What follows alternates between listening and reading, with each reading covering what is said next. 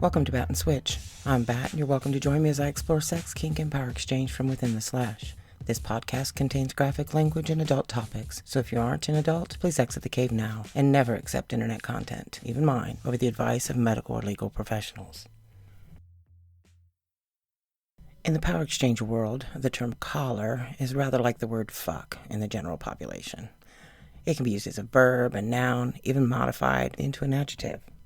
You can fuck. You can be a dumb fuck. You can fucking lose your shit. You can be a fucking brilliant motherfucker. And even in the vanilla world, the word collar is used in several ways. A dog wears a collar, noun. And if the police grab somebody, they say they're collaring a person, and they refer to the person and the arrest as a collar. Most of us have collars, right? On our shirts, our jackets, our dresses. So what is a collar? What does it mean to be collared? And what the hell is a velcro collar? Well, let me preface this by saying that everyone does their power exchange in their own way. So most of what follows is taken from my experience in the leather community over the past decade. I'll make sure to link to sources on the blog for more reading, and I'll talk about how my master's collar came to circle my throat in different ways across time. So what is a collar? The noun. That physical item used to designate the subordinate status. It can be an actual item placed on a human being. It can be a leather collar, similar to one that a dog might wear, or a fancy leather piece. It can be made of metal. It can be made of fabric. It can be made of damn near anything. Some collars have fittings or D-rings so they can be attached to leashes or restraints. Other collars have locking mechanisms that can be only opened by a master's key. In some cases, collars are personalized with engravings or tags. It can be a piece of jewelry that you wear always, or an item brought out for high protocol events only. In some cases, there's a day collar worn in the everyday life of a collared human, and a different collar put into service in areas where it is permitted. This is all about personal choice, and it's often driven by the privacy needs of those in the relationship. If they keep their power exchange relationships private for personal or professional reasons, they might use a piece of jewelry or even a tattoo to symbolize their relationships. Not all collars are worn around the neck. So what is a collar in terms of the significance beyond the actual item? Well, let's start by saying that some collars have absolutely no significance beyond fashion. They may be seen in clubs, in videos, or even on the street. You might see someone wearing a collar because they like the aesthetic or the feel, pure and simple. But that's not what we're talking about. If the collar is more than a fashion statement, then what does that mean? Now, this is very tricky. It's rather like asking somebody, what does it mean to be a mother? Or what does your marriage mean? Because it means different things to different people. But generally speaking, being in a collar means having a subordinate status to the person who owns the collar. This might be someone's pup or boy belonging to a handler or owner. You might be someone's baby girl or boy, slave or submissive. Collars can be provisional or probationary. They can be given in anticipation of a service that lasts for a set time or considered for a lifetime. There are those who place a collar on a submissive for a single play scene, while others consider a collar to be an indication of 24/7 service. Regardless of the length, depth, or breadth of anticipated service, the collar belongs to the superordinate or capital letter person in most leather families that I've known. It's a symbol of the power given and released. You are mine. I am yours. Just as the case with a wedding ring, for instance, the person to whom you're tethered may not physically be with you at every moment, but that doesn't change the promises and the relationship signified by the collar. The actual putting on and taking off of the physical collar can be ripe with ritual in some dynamics, whether by spoken word or gesture or supplication, or a combination of those things. It's often customary for the capital letter individual to physically place and to remove formal collars when needed. There are exceptions, of course. And as for day collars, they're often never removed. The collar may also telegraph expectations to other people in the community. For instance, in some high protocol event spaces, nobody's going to approach a collared individual directly. They'll speak to the person in possession of the collar. When in doubt, a respectful approach is simply to say to the collared person, I see that you're wearing a collar. I don't wish to cross any boundaries. May we speak? Because if the person is in a high protocol service situation, their superordinate has likely instructed them how to respond to such a request. If they don't speak, they've likely been told to remain silent, so don't take that personally. In most cases, a collared individual is approachable, and they're just going to tell you, I'm in service, or I can't speak right now, or please speak to my master. And they're going to direct you where you need to go. Likely, if you are physically in such a high protocol space, you know the rules of that space, or you better learn them. So what about begging for a collar or begging for release? In more informal settings, collars may be given or placed without request, just the agreement alone, no significant ritual. In other relationships, the convention is for the submissive to beg to be collared. They pursue a master or dominant that they wish to serve. They make a formal request. In some instances, this may result in a trial by fire of some kind, a form of ordeal ritual, or the completion of some type of study or skill attainment. In some cases, a series of collars are given. After initial agreement, a slave may enter into a probationary period and be under consideration. They may wear a collar of consideration in that case. We could sort of liken that to the friendship ring of collars, just for the purposes of this discussion. In those power exchange dynamics, a person has an easy out, as it were. In some of these relationships, then, the next step is a training period, where a training collar, rather like an engagement ring, for the purposes of this analogy, comes into play. And a slave or submissive might spend a period of time learning the rules of the house or the expectations of service. In progressive collarings like this, the final collar would be similar to the wedding ring, representative of a serious anchoring of the individuals to the relationship.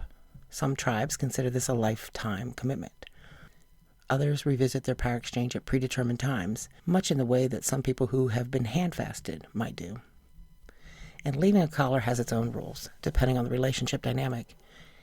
In many leather families, like mine, leaving a collar is just as reverent a process as begging to be collared. So what are velcro collars or yo-yo collars? These terms are often used derisively by those who consider collaring a more serious business. They will say velcro collar or yo-yo collar to describe a collar that has little seeming significance. This might be due to the master or dominant to whom the collar belongs and their history, or it could be a reference to the slave or submissive who serves one master or mistress after another without seriousness. In terms of collaring ceremonies or rituals, often collars are given in some sort of ritualized fashion. In the leather community, events like this might be open to friends or tribe. In some cases, individuals will wait until they're with the greater leather community, like at a conference, for instance, to publicly collar their intended in front of the tribe. In some families, there are repeated collarings at set periods of time, a chance to reflect on whether this is still the path everyone wishes to be on. I guess it's kind of like renewing a wedding vow. So what of his collar? That is the one that my master placed around my throat. Everyone's different, and so I'm just going to tell you how I feel about the relationship and the collar. Some people serve a particular deity, or more than one. Some serve their own interests alone or the interests of their tribe without thought of something greater than that. And I'd say I was solidly in that camp not so long ago. Some choose to serve an earthbound master. And yes, some serve in multiple ways. It's really not simple. But this is about my path. Back in 2013, my leather family headed west to Indy and GLLA, the annual Great Lakes Leather Alliance meeting.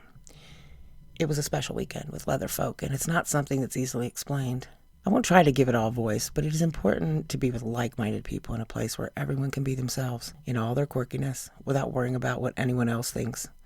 It was our leather home for a while. And that year at GLLA, I was surprised by receiving my first earned leather, which was a vest. The next year, at the 2014 GLLA, and on the anniversary of that date, I found myself in the same venue with all of the same people that had been there for that vest occasion. Sweet J was vending, A and his lady were there, and winning a title no less. And C and her master were there as well as my master and his other slave, of course. And I was given the gift of a new collar to wear. When I was first collared in 2012, Master put a collar around my throat that had been worn by previous slaves. He explained that it carried with it all of the stories of the slaves that wore it before. It had history, it had place, that it was his, and I could beg for release and return it, or it could be stripped from me, or it could be worn indefinitely around my throat. It was always his. It was his collar. His slave's neck simply held that collar for him. Over time, my neck shrunk physically. The original collar was too large. The buckle's finish had worn, and the edges of the collar succumbed to wear and tear. I cared for it as best I could. I cleaned and conditioned it. But it was time, Master decided, for a change. And so in 2014, right before we left GLLA to head back to Ohio, he picked up the new collar, and he put its stiff leather band on me for just a few moments before we had to remove it for our public drive home. As we pulled away, and for several miles down the road, I held it in my lap before tucking it in a box where his collar lives when not in use, always with me. The new collar circled the first one, and before closing the lid, I marveled at its heft, the size of its front loop, the back hook that allowed him to lock it onto me, and I swallowed hard. A bit of a flutter at that thought. It was different. The leather community places a great deal of significance in the spirit that lives in the pieces of leather. Receiving gifted leather is meaningful and often a symbol of great love and respect. The first collar had been given to me to wear, my neck willingly placed in the stead of other necks that had been there before mine. Their unknown thoughts and feelings flowed in that black leather, and it gave me a sense of place and of belonging, of purpose. I was a slave of the master who owned it. This collar had been chosen for my neck. The knowledge that my spirit and service would be the first to imprint on that leather. My story, the first story that would fill its fiber and infuse its metal. That was not overlooked. He told me as he placed it on me that I was to hold it for him until such a time that he asked for it back, and that made my heart both soar and my stomach sink. The thought of that, hard to process, actually. The gift is a great one, and the loss equally as monumental. There was the honor of being told that I was to keep the first leather collar. I was about to enlist the help of a bootblack to restore it, so I could make it as nice as possible for the next neck that was bared for it. But then he told me I could keep it, and the honor of that, well, I asked his permission to wear it when I got home, the new one, to put it on my own throat, and that's the first time I saw it on my neck, in my bed, that night. And as I laid in bed, I was so grateful for the weekend, and so grateful for his collar. It was a good weekend of fellowship and a relief to call him master, sir, aloud, from waking to sleeping. It was a chance to walk, not at his side, but one step behind. It was an opportunity to sit, not always next to him, but at his feet, as I wished it to be. And then another year passed, and a season or two, I found myself in a position I never thought that I would be, begging for release from that collar. Perhaps one day I'll speak in depth about that process and the reasons behind it, but that's for another time. Suffice it to say this. I approached my master with as much reverence as I felt when I first begged for his collar. It was emotional, it was difficult, it was sad, but it was also needful and appropriate then, and he was gracious and kind. And in time, we found a groove of friendship, sans much of the power exchange we'd always had in our relationship. We went in different directions, but never lost track of each other. We created a new dynamic that served us well, in my opinion, but it was not what we really wanted. It just took me a while to figure that out. And so I came to him again, not as a slave who had truly left, I think, but more as a person who'd gone on a walkabout, and the rest is history. He still had the collar he had placed on me at GLLA. I am home once more, and that is what his collar is to me. It is a reminder of his place in my life and mine in his. It is his hands around my throat when he physically is not there. It is a reminder that what I do is a reflection on his leather house, and it serves as a symbol of our mutual respect for our dynamic. There is nothing quite like the feeling of tilting my head into his shoulder as he pulls the leather snug and fastens it.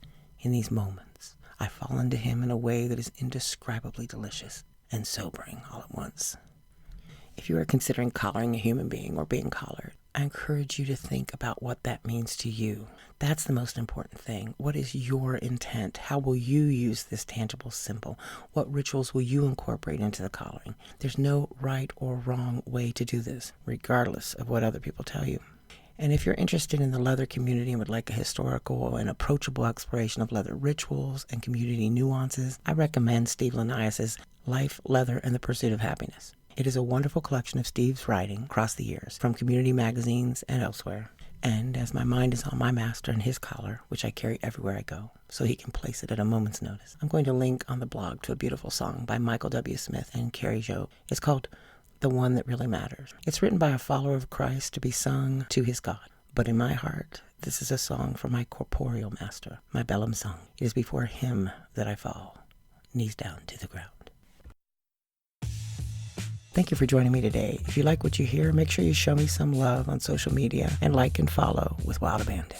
I'm Bat and Switch nearly everywhere. batandswitch.com and at Gmail, Twitter, Instagram, FetLife. You can find copies of most podcasts at batandswitch.com along with contact information. Intro and outro music is Kevin MacLeod's Too Cool, licensed under Creative Commons by Attribution 4.0.